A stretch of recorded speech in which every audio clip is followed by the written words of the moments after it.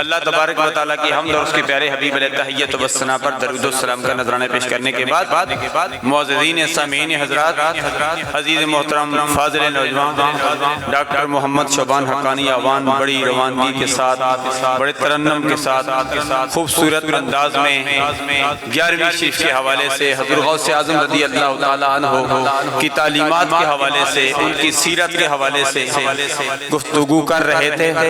میں چند لمحوں کے لیے ٹھہر گیا، دل کرتا تھا بس یہی بیان کرتے رہیں، لیکن حاضری ضروری تھی۔ گزشتہ 11ویں شریف پر بھی میں نہیں آ سکا۔ اللہ ہم سب کی حاضریاں اپنی بارگاہ یادیت میں مقبول و منظور فرمائے۔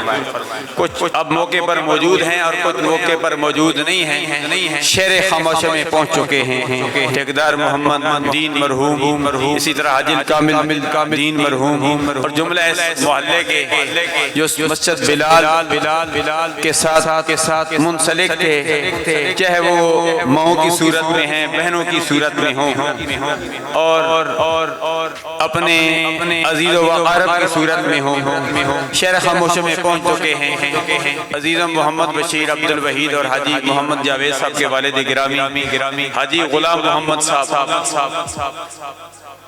شدید بیمار ہیں۔ اللہ ان سمیت تمام بیماروں کو صحت کاملہ عاجلہ مستمرہ نافعہ عطا فرمائے۔ یادگار اسلاف پیر حافظ عبدالحق صاحب آستان عالیہ، بحر الحق شریف، دریائے رحمت شریف، تصویر بابا جی دریائے رحمت شریف، وہ بھی اکثر بیمار رہتے ہیں، اور یکم 2 3 تاریخ کو سالانہ بحر الحق شریف دریا شریف میں عرس مبارک بھی ہے۔ یہ تقریبات ہو رہی ہیں، ہوتی رہیں گی